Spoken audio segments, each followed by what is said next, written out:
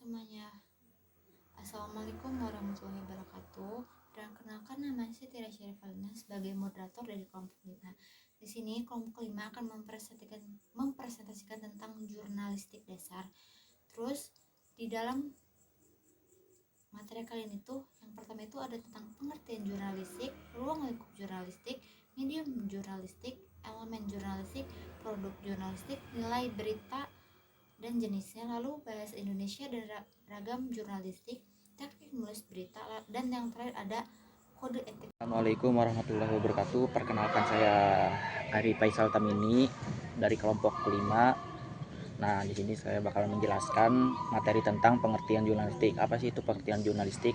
Nah, jurnalistik itu adalah kegiatan mencari atau mengumpulkan, mengolah, menulis, menyebarluaskan informasi atau berita kepada masyarakat melalui media massa seperti surat kabar, majalah, radio, televisi, dan internet, dan lain-lain gitu ya.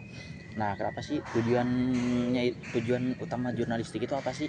Nah, tujuannya itu menyampaikan informasi yang benar, akurat, terus dan bermanfaat. Agar kenapa? Supaya masyarakat itu mengetahui peristiwa apa sih yang sedang terjadi dan apa tuh perkembangan yang terjadi di sekitar mereka gitu. Nah, itu pengertian jurnalistik. Nah, selain itu juga menurut para ahli itu pengertian menurut Ronald Wolseley. Nah, jurnalistik itu adalah proses penyampaian fakta dan opini penting, menarik, aktual kepada halayak melalui media massa. Nah, itu ya dari menurut para ahli ya. Nah, selanjutnya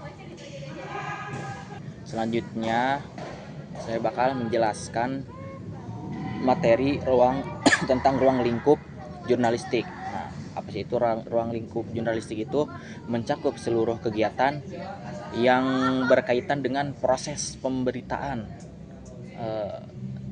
secara teraturnya itu. Nah, jurnalistik itu kan yang pertama itu ada jurnalistik cetak kayak gitu.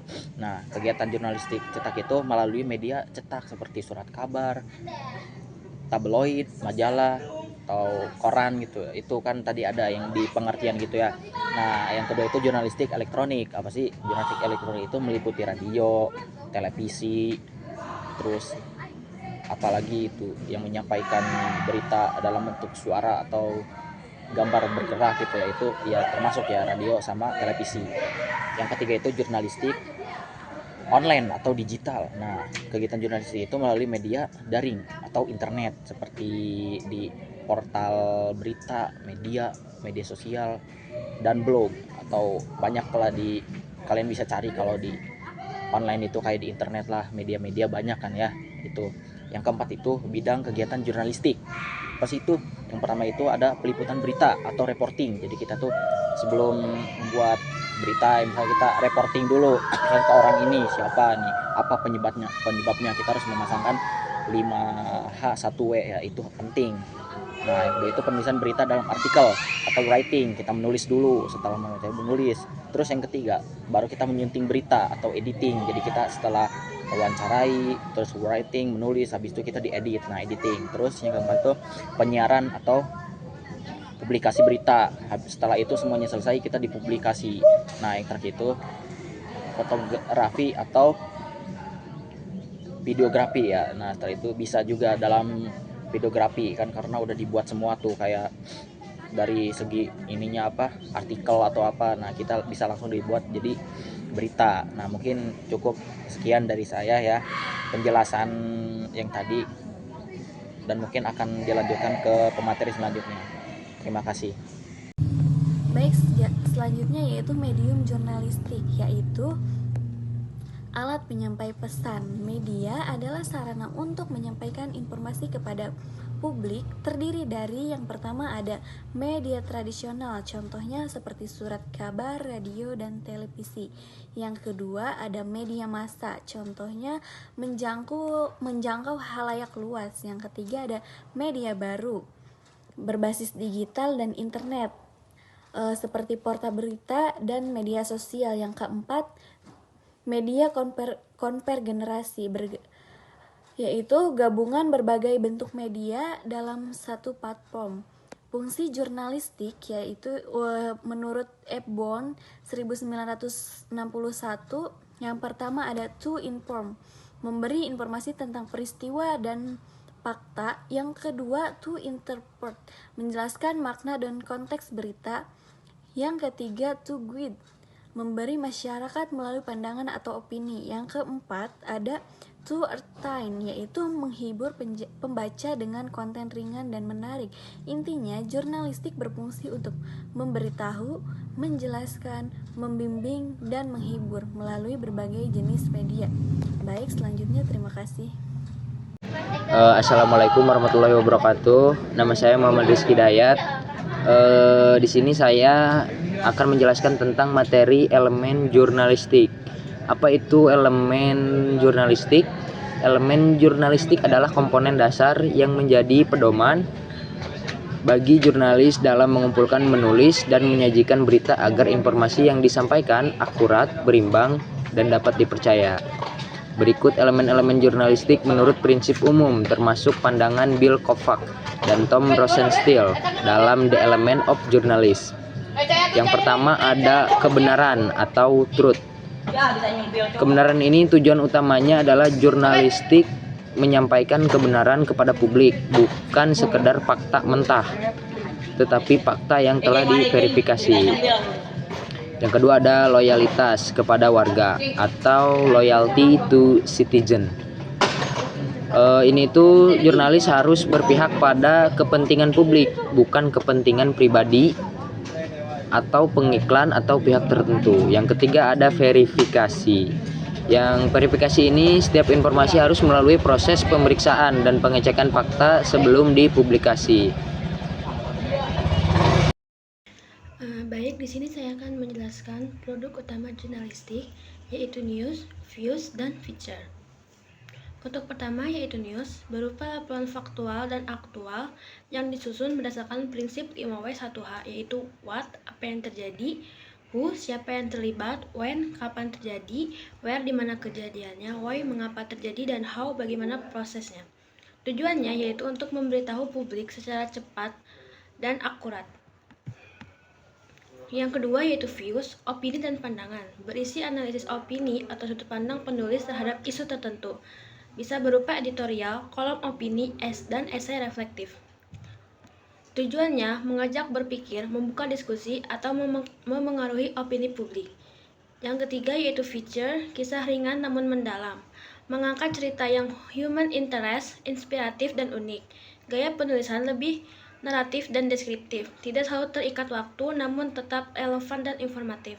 Tujuannya menghibur, menyentuh, dan memberi wawasan secara mendalam. Selanjutnya saya akan menjelaskan nilai berita dan jenisnya. Yang pertama nilai berita, news value. Nilai berita adalah faktor-faktor yang menentukan apakah suatu peristiwa layak diberitakan. Semakin tinggi nilai beritanya, semakin besar kemungkinan peristiwa tersebut menjadi berita utama. Faktor penentu kelayakan berita: 1. Kebaruan atau timeliness, peristiwa baru atau terkini, lebih menarik perhatian. Yang kedua, kedekatan, proximity, peristiwa yang terjadi dekat dengan audiens yang lebih relevan. Yang ketiga, dampak, impact, peristiwa yang mempengaruhi banyak orang, memiliki nilai tinggi. Yang keempat, keunikan atau oddity, hal yang tidak biasa atau mengejutkan, menarik perhatian. Yang kelima, konflik, ketegangan, pertentangan, atau kontroversi menjadi daya tarik. Yang keenam, tokoh atau prominence, peristiwa yang melibatkan tokoh terkenal lebih mudah diberitakan. Yang ketujuh, emosi atau human interest, cerita yang menyentuh sisi kemanusiaan atau emosi pembaca. Selanjutnya, jenis berita menurut Haris Sumadiria. Yang pertama, straight news, berita langsung yang disajikan secara faktual, ringkas, dan objektif. Fokus pada apa, siapa, di mana, kapan, mengapa, dan bagaimana. Biasanya digunakan untuk laporan cepat. Yang kedua, depth news, berita mendalam yang menggali latar belakang, konteks, dan analisis dari suatu peristiwa. memberikan wawasan lebih luas dan pemahaman yang lebih mendalam. Dan yang terakhir, comprehensive news.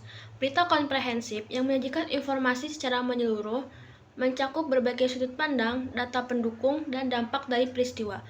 Cocok untuk isu kompleks dan penting. Terima kasih. Baik, selanjutnya yaitu Bahasa Indonesia Ragam Jurnalistik atau BIRJ, yaitu ragam bahasa yang digunakan dalam media massa untuk menyampaikan informasi secara cepat, jelas, dan menarik. Ciri-cirinya seperti singkat atau tidak bertele-tele. Yang kedua ada padat, setiap kata bermakna penting.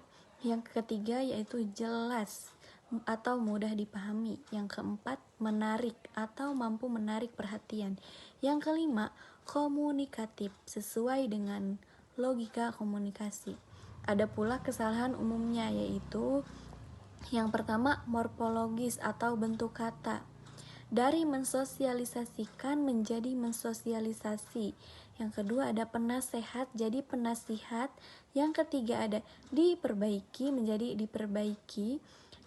Yang kedua ada sintaksis atau susunan kalimatnya. Karena hujan, contohnya karena hujan sehingga acara ditunda, atau karena hujan acara ditunda, yaitu menggunakan tanda baca yaitu koma. Yang kedua contohnya yaitu meliputi tentang kebakaran atau meliput kebakaran. Yang ketiga ada kosakata atau diksi. Contohnya para mahasiswa atau mahasiswa, para mahasiswa. Yang kedua contohnya yaitu naik drastis sekali atau naik drastis. Intinya, bahasa jurnalistik harus singkat, padat, jelas, menarik, dan komunikatif, serta bebas dari kesalahan bentuk, struktur, dan pilihan kata. Terima kasih.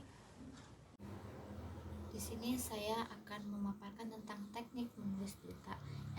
Yang pertama itu, dalam menulis berita kita itu membutuhkan keterampilan dan logika berpikir. Maksudnya kita tuh di sini harus mempunyai pikiran kritis, lalu juga harus memahami struktur beritanya, lalu kita juga harus memahami tentang kreativitas dan keseimbangan, lalu kita juga harus bisa tentang keterampilan menulis agar bahasa yang kita gunakan itu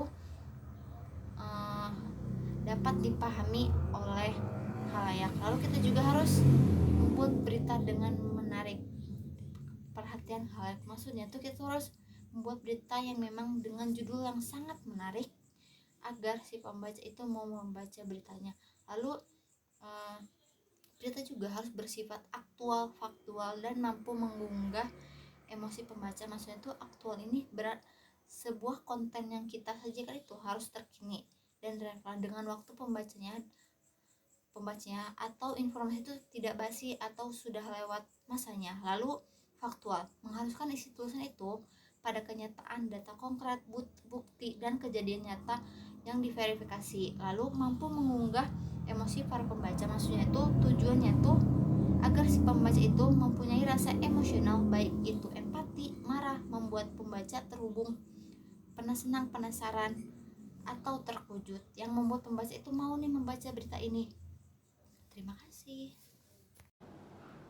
Dan yang terakhir ada kode etik versi jurnalistik. Kode etik jurnalistik pertama kali dikeluarkan oleh PWI, yaitu Persatuan Wartawan Indonesia. Kode etik versi jurnalistik menurut PWI antara lain yang pertama ada berita diperoleh dengan secara jujur, dan yang kedua meneliti kebenaran suatu berita atau keterangan sebelum menyiarkan, dan yang ketiga ada sebisa mungkin membedakan antara kejadian dan pendapat, dan yang keempat menghargai dan melindungi sumber berita yang tidak mau disebut namanya.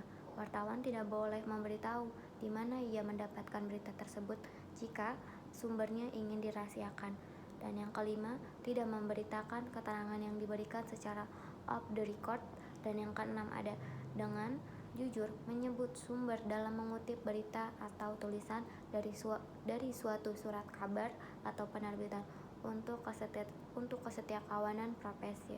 Terima kasih. Saya kembalikan kepada moderator. Sebelum menutup presentasi kali ini, izinkan saya membacakan kesimpulannya.